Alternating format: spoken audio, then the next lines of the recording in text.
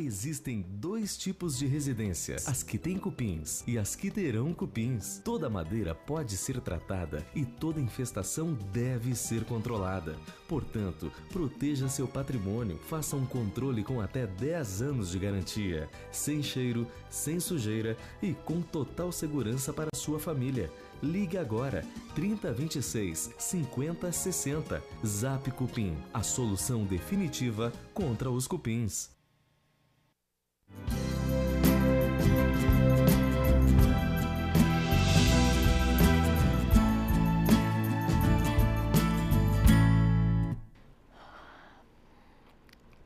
Então, nós estávamos, antes de começar o comercial, nós estávamos falando de oxigenoterapia hiperbárica. Claro que é uma coisa diferente, para você que está pegando agora, a doutora Luciana já tinha nos explicado sobre hipobárico, hiperbárico, e nós vamos dizer que é muito importante para alguns casos, e ela ia dizer as indicações da câmara hiperbárica. Luciana, tudo contigo agora. Bom, eticamente, a gente tem realmente que seguir o que o Conselho Federal de Medicina preconiza. Saiu uma portaria, uma resolução das indicações de oxigenoterapia hiperbárica em 1995. Lá, logicamente, né, a primeira indicação lá, doença descompressiva, que a gente já conversou, que justamente são as doenças, né, do mergulhador. Depois ele coloca que é embolia arterial, embolia gasosa, né? São as doenças realmente relacionadas aos gases, intoxicação pela fumaça, por fumaça ou por... quem está no incêndio, coisa assim. Que se intoxica. Por quê? Porque o gás carbônico ele se liga mais com a hemoglobina. Se você colocar oxigênio, aí ele vai se ligar e vai liberar o gás carbônico, né? Mas isso quando realmente a pessoa tem uma intoxicação. Aí é mandatório ir para a câmara hiperbárica. E depois vem as úlceras de pele, os pés diabéticos, as osteomelites, as osteoradionecroses, queimado, grande queimado, síndrome de Fournier. O que é síndrome de Fournier, para quem é leigo? Pois é bom nem saber, né? Oi? É bom nem saber. Geralmente opera que é distância disso. Os urologistas, exatamente, mas é uma das patologias graves que eu mais... Eu já estive na Santa Casa, para ter uma ideia, em apendicite, viu? É mesmo? É mesmo. Terrível, né? Mas o que é a síndrome, gente? Eu estou aqui curiosésima e os nossos telespectadores têm certeza que também. Bom, geralmente não é uma coisa engessada, não é só em diabético, mas geralmente paciente diabético que começa com uma feridinha ali na região, fica geralmente entre o ânus e a bolsa escrotal. Ele começa com uma feridinha que vai se alastrando, e como vê, menos de 24 horas, às vezes, vai... Faz uma necrose ampla da região. Vou falar uma palavra bem grotesca, mas como se fosse comendo toda a pele, assim. Te abrir tudo. Às vezes, disseca até a bolsa escrotal, fica toda... Foi o caso que eu tive na época da residência. Tive que deixar os 2 testículos expostos. Exatamente. E o terrível é porque assim, ele vai alastrando e não vai, e não para. Todo dia tu vai, tem que abrir um pouco todo mais. Dia vai lá e lave antibiótico, todo dia. Ai, gente, que horror. Terrível. E a Câmara, assim, tem uma...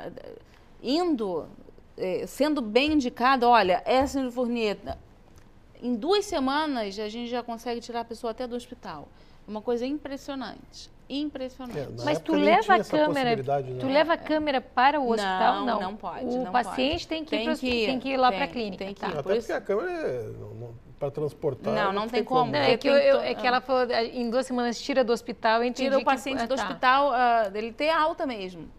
Você fez residência, então você sabe do que eu estou falando de uma síndrome de Fournier. Não, na época, assim, olha, a gente não era difícil tirar alguém, tá?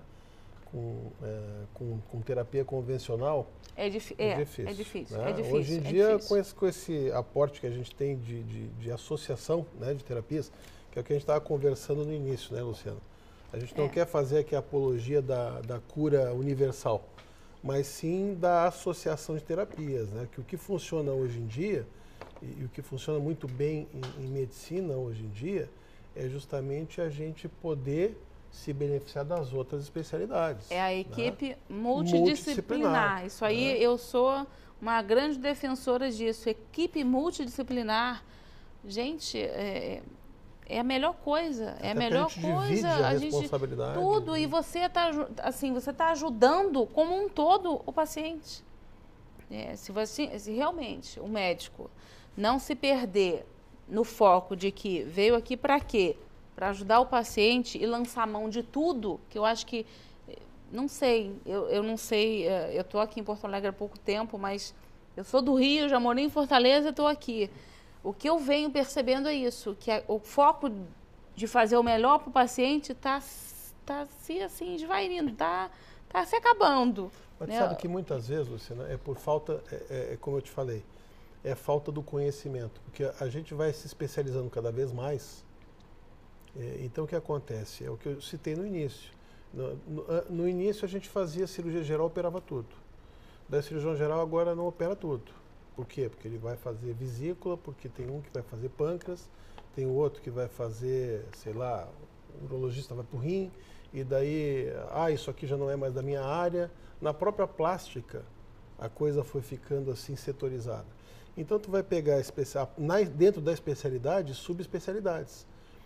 Que, infelizmente, como a coisa ficou muito grande, então o médico acaba fazendo o quê? Ele passa rapidamente por tudo, então ele fica com uma visão muito assim superficial. É o raio aquele do tem noções, entendeu? O cara tem noção, mas não sabe o que quer, né? Então ele acaba fazendo o quê? Até ele se dar conta que ele podia lançar mão de outra terapia, é complicado. Então, às vezes, é por falta de conhecimento. Por isso que eu te falei assim, eu particularmente nunca vi um tratamento com oxigenoterapia hiperbárica. E cirurgia plástica, eu trabalhei um tempo no pronto-socorro com queimados, trabalhei 8 anos no pronto-socorro, mais 5, 6 anos no Cristo Redentor, que era queimados também. Né? Eu tive pacientes que faziam tratamento de câmara hiperbárica, por isso que eu fiquei tão curiosa quando eu recebi um e-mail de pessoas perguntando, por isso que nós entramos em contato com vocês. Mas eu tive pacientes fazendo porque eram diabéticos, porque tinham problema de pele. Uma paciente minha, ela tinha problema de pele. Mas eu não me lembro exatamente o que era, mas como eu estava tratando boca, ela não quis entrar em detalhes, também não entrei, né?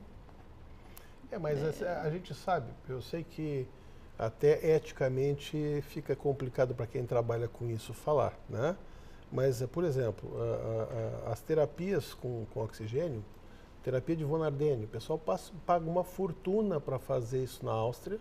O von Ardenne foi um físico que ajudou a fazer a bomba atômica russa e que ele idealizou uma terapia. Tem os filhos dele que são médicos, que trabalham na Áustria. O pessoal sai daqui, o pessoal com poder aquisitivo, paga mais de 100 mil euros, que vai fazer uma terapia. O que é? É oxigenoterapia, com medicações. Quer dizer, como é que funciona?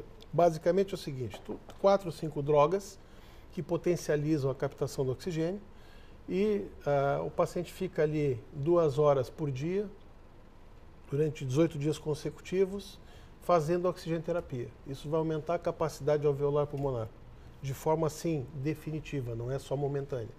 Da mesma forma que ozonoterapia, que a gente sabe, assim, que existe uma resolução, tem a Sociedade de Ozonoterapia, que tem uma liberação para o paciente fazer, desde que ele saiba que ele está fazendo uma terapia alternativa, porque tem um manifesto da Organização Mundial de Saúde, como eu tinha citado no início, que ao médico e ao paciente é dado o direito de usar uma terapia que proporcione, o que ofereça, o que tenha uma possibilidade de melhora. Claro, não estamos falando em curanderismo, né?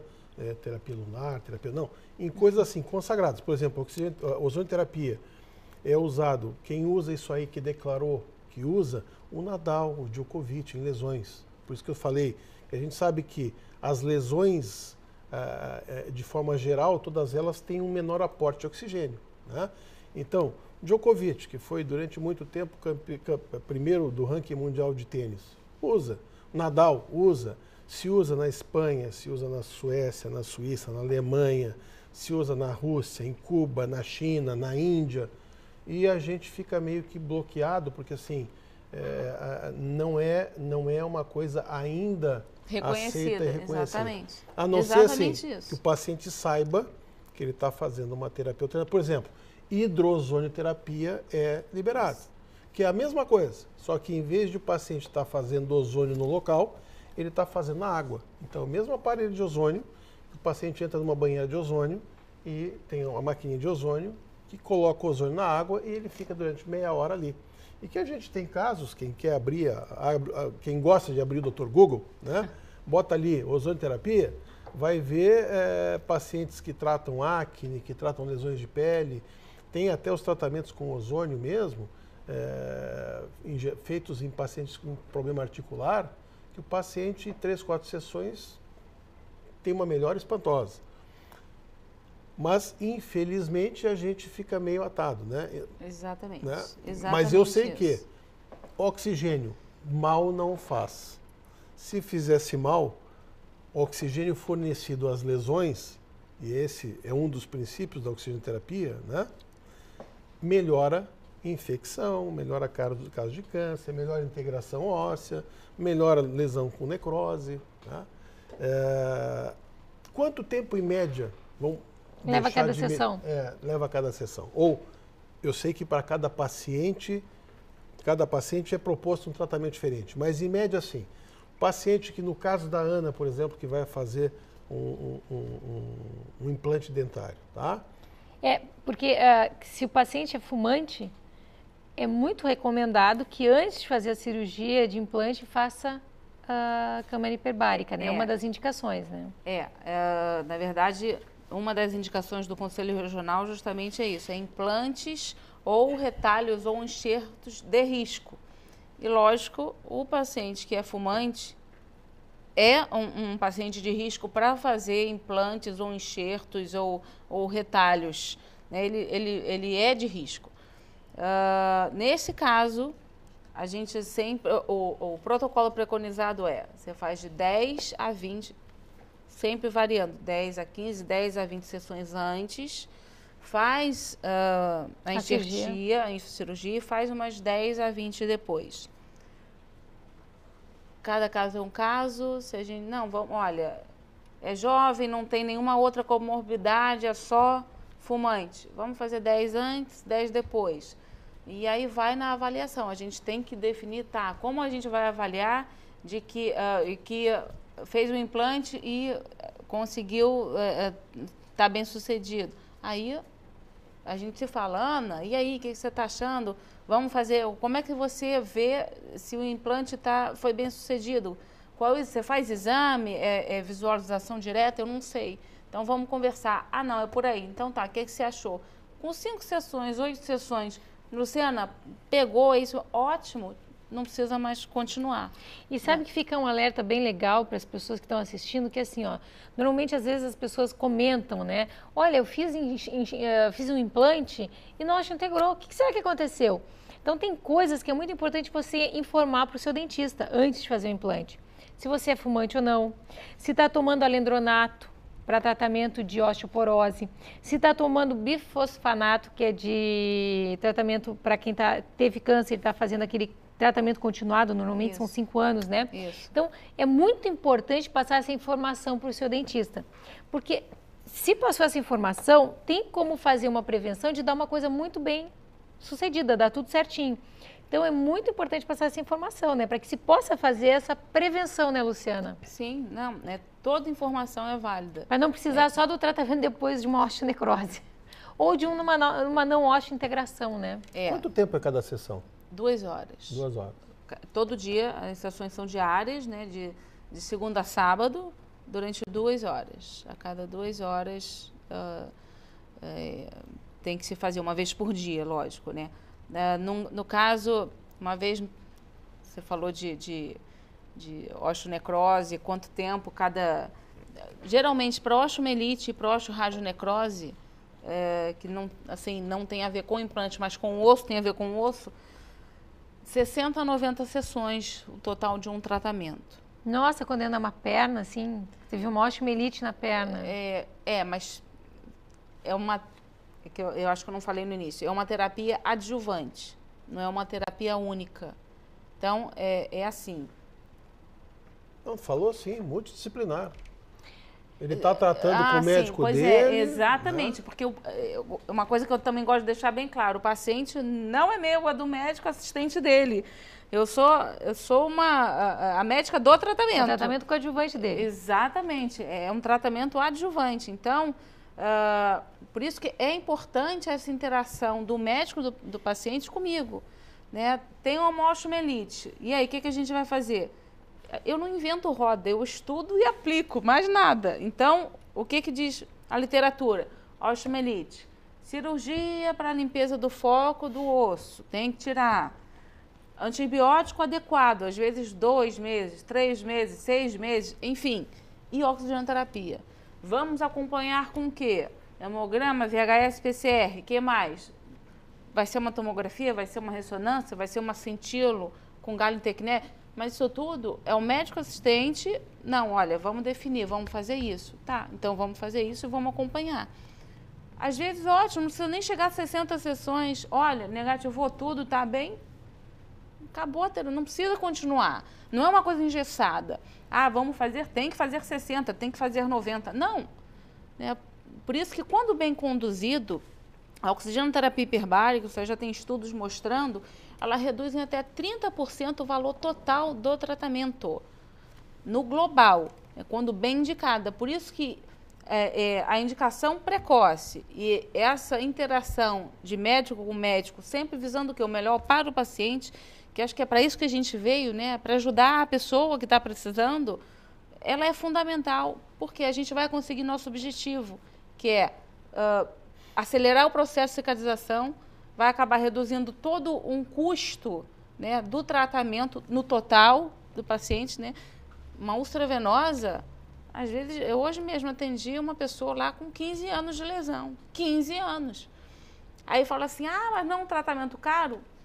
Peraí. 15 anos é muito mais caro. Caro é o que custa, o que não vale, né? Exatamente. Na verdade, se é um tratamento que vai te curar ou vai te prevenir de uma cirurgia, nunca é caro, né? Eu sempre digo assim, a gente costuma comentar aqui no programa que às vezes as pessoas leiloam o corpo. Elas acabam fazendo um tratamento mais barato, procuram um profissional que não é especializado para economizar e acabam depois gastando mais, porque pode levar a uma doença mais séria, né? Então tem até como evitar, né?